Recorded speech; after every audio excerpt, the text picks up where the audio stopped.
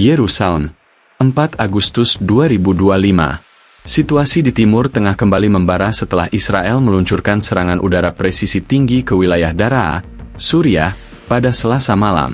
Target serangan adalah kompleks yang dicurigai sebagai pusat koordinasi militan pro-Iran. Ledakan mengguncang langit malam Suriah, disertai semburan api dan serpihan logam.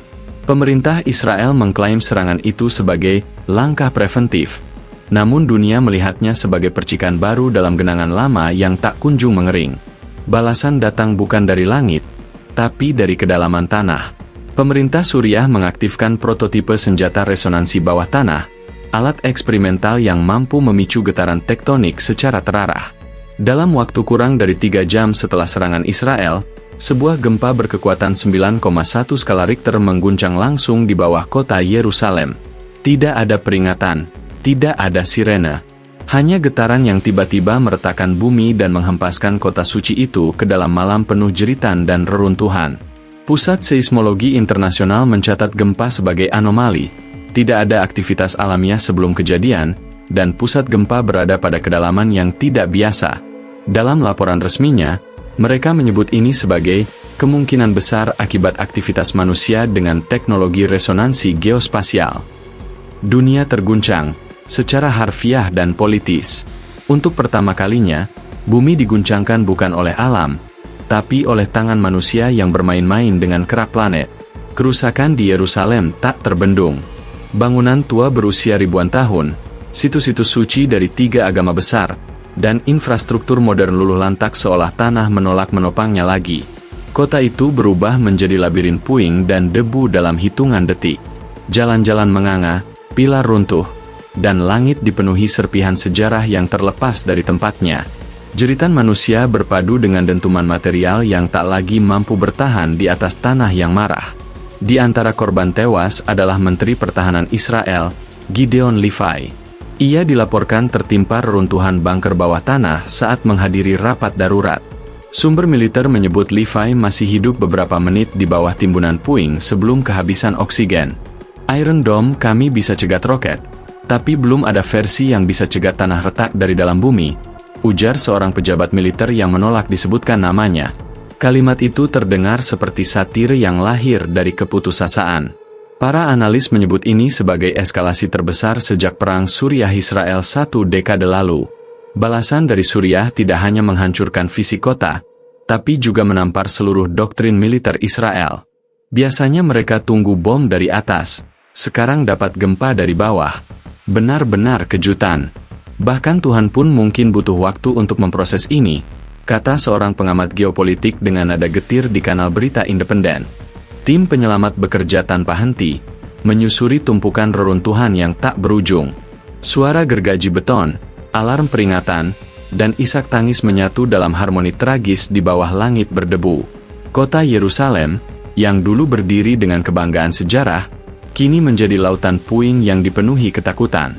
Banyak warga memilih bertahan di lapangan terbuka, takut akan gempa susulan yang bisa datang tanpa aba-aba. Kami tidur di jalan.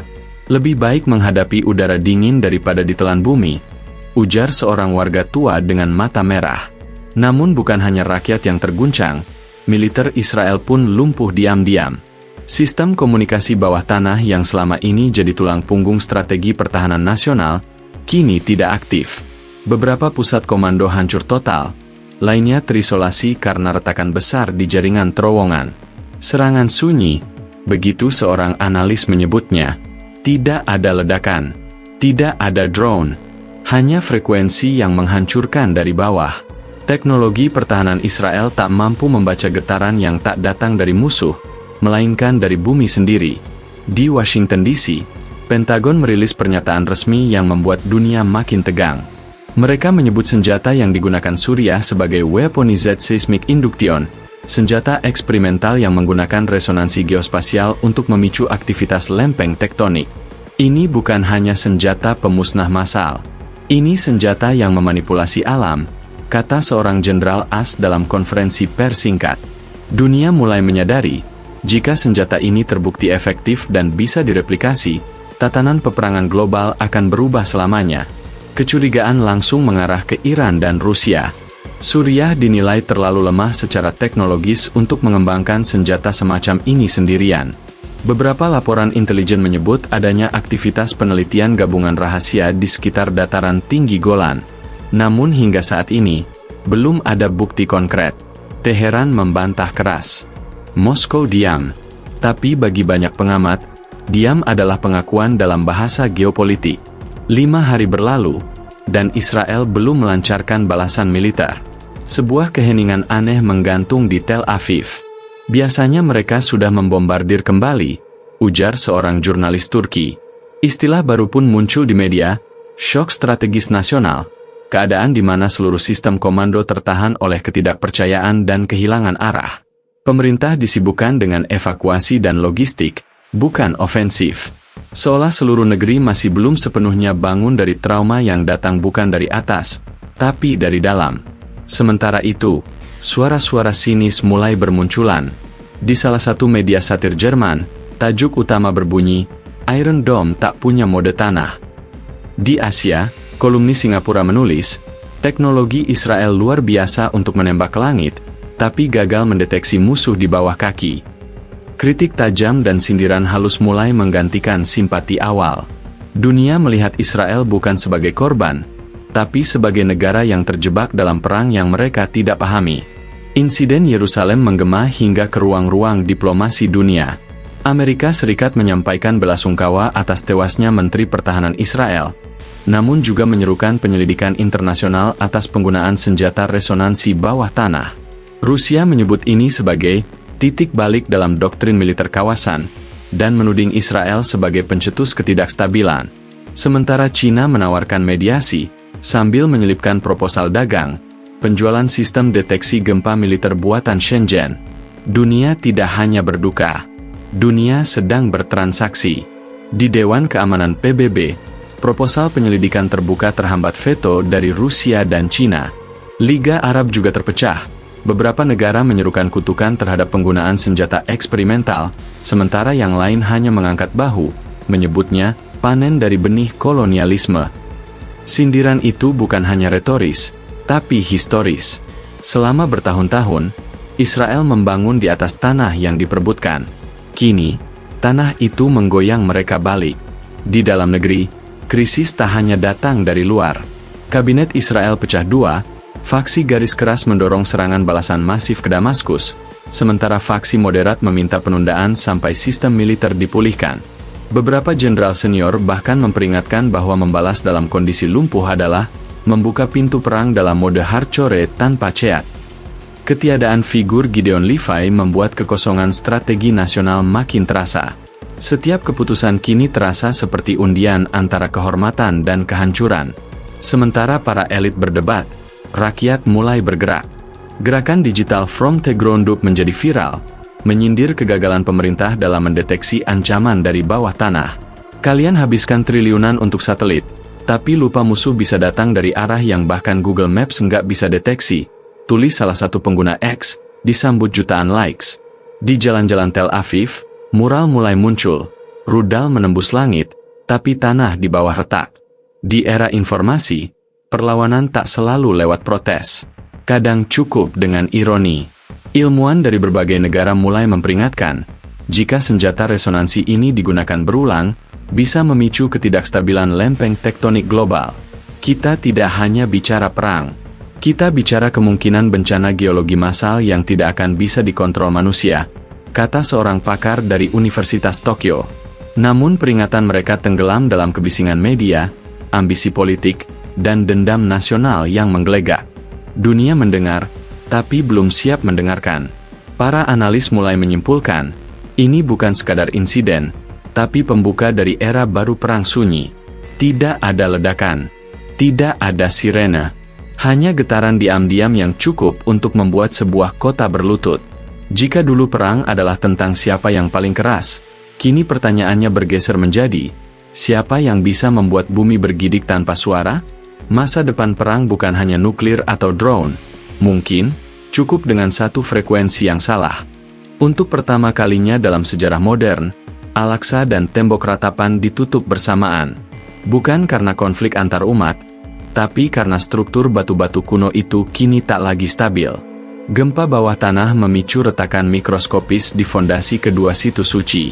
Pemerintah menetapkannya sebagai zona merah, memicu protes keras dari komunitas religius Yahudi dan Muslim. Ini bukan hanya soal bangunan, ini soal identitas yang diguncang, ujar seorang rabi senior di televisi lokal. Tanah suci kini benar-benar terluka, secara harfiah dan spiritual. Kabar mengejutkan muncul dari dalam IDF. Pasukan pertahanan Israel sistem software militer diduga diretas dalam 2 minggu terakhir sebelum serangan. Beberapa laporan menyebut bahwa peta bawah tanah Yerusalem, termasuk titik-titik lemah struktural, diakses dari luar. Seseorang, atau sesuatu, tahu di mana harus memukul. Ini bukan gempa acak. Ini bedah presisi. Namun siapa yang membocorkan? Apakah ini kegagalan teknologi, pengkhianatan internal, atau campur tangan asing? Pemerintah bungkam. Tapi di lorong-lorong digital, teori berseliweran seperti virus. Para ahli geologi militer mengonfirmasi, getaran yang menghancurkan Yerusalem berasal dari titik yang sangat terfokus, bukan aktivitas lempeng biasa. Seolah-olah musuh menanam suara di bawah tanah dan tahu persis frekuensi mana yang harus dimainkan. Mereka tahu tulang belakang kota. Mereka menyerang struktur, bukan permukaan, kata seorang ilmuwan militer. Istilah baru muncul, perang tulang belakang, bukan menyerang wajah kota, tapi mematahkan kerangkanya dari dalam. Kecurigaan mulai berkembang, Suriah tidak mungkin sendirian. Banyak pengamat meyakini bahwa ini adalah hasil kolaborasi intelijen tingkat tinggi antara Iran, Rusia, dan bahkan Tiongkok. Beberapa menyebutkan bukti satelit komunikasi lintas negara yang melonjak seminggu sebelum serangan. Teori lain menyebut bahwa teknologi resonansi yang digunakan hanya bisa dikembangkan oleh negara dengan infrastruktur laboratorium tinggi. Ini bukan perang satu negara. Ini konser diam-diam dari poros baru dunia, tulis sebuah editorial Inggris. Apakah dunia sedang menyaksikan lahirnya blok militer baru? Namun retakan paling mengerikan tidak ada di tanah, tapi di dalam kepala dan hati rakyat. Kepercayaan publik terhadap militer dan pemerintahan anjlok. Survei dadakan oleh lembaga lokal menunjukkan bahwa 62% warga Israel merasa negara tidak mampu lagi melindungi mereka. Sejumlah perwira IDF bahkan secara anonim mengaku kehilangan arah dan motivasi. Kami dilatih menghadapi misil. Bukan getaran yang datang dari bawah kasur kami sendiri, tulis salah satu dari mereka dalam forum militer bocor. Jika kepercayaan adalah fondasi bangsa, maka Israel saat ini berdiri di atas pasir yang goyah. 3 hari setelah serangan senyap menghancurkan pusat komando Israel, bursa saham Tel Aviv anjlok 28%. Mata uang shekel terpukul parah. Investor asing menarik modalnya dalam gelombang panik yang disebut media sebagai Exodus Kapital Global. Bahkan sektor teknologi tinggi Israel, yang selama ini dibanggakan sebagai Silicon Valley Timur Tengah, ikut lumpuh karena dugaan kebocoran perangkat lunak. Keamanan ekonomi, sama seperti keamanan nasional, ternyata bisa roboh tanpa ledakan. Di pemukiman-pemukiman sekitar Yerusalem, trauma menggantikan rasa aman. Anak-anak menolak tidur di kamar bawah tanah. Beberapa keluarga mulai tidur di mobil atau bahkan memilih tinggal sementara di padang terbuka, percaya bahwa tanah yang tidak dibangun lebih aman. Klinik-klinik jiwa penuh. Seorang psikiater anak menyebut ini sebagai sindrom retakan diam, ketakutan terhadap sesuatu yang tak bisa dilihat, tapi bisa dirasakan. Ini bukan PTSD pasca perang. Ini ketakutan sebelum perang benar-benar dimulai. Sementara Israel masih berbenah, kawasan sekitarnya mulai bergerak. Hizbullah meningkatkan patroli di Lebanon Selatan, Hamas merilis video latihan bawah tanah, Iran membuka latihan militer yang disebut resonansi Tuhan, dan Turki memperingatkan dunia soal era perang laten. Intelijen Barat melaporkan pergerakan aneh di pegunungan dekat perbatasan Armenia dan di wilayah gurun Suriah. Dunia Arab dan sekitarnya tak hanya siaga. Mereka bersiap, seakan tahu bahwa serangan berikutnya mungkin tidak datang dari udara, tapi dari bawah kaki mereka. Di New York, Dewan Keamanan PBB kembali gagal mengeluarkan resolusi. Tarik-menarik antara blok Barat dan Timur membuat diplomasi lumpuh. Amerika ingin penyelidikan multinasional, Rusia menolak dengan keras. Tiongkok menyerukan dialog damai berbasis teknologi bersama, tapi tak memberikan akses ke data resonansi mereka. Dunia kembali ke posisi klasik, semua bicara perdamaian, tapi semua bersiap perang. Yang berbeda hanya bentuknya, bukan tank dan drone, melainkan frekuensi dan getaran. Beberapa negara netral, termasuk Norwegia, Brasil, dan Jepang, menyerukan perjanjian pelarangan senjata resonansi. Ini bukan soal geopolitik lagi. Ini soal menjaga planet tetap stabil secara harfiah, kata delegasi Jepang di sidang darurat IAEA. Namun pertanyaan besar masih menggantung. Siapa sebenarnya yang memiliki teknologi ini? Apakah ini hanya milik Suriah? Atau teknologi bocoran dari laboratorium rahasia di luar peta? Kecurigaan bahwa bumi kini menjadi medan senjata global mulai terdengar masuk akal.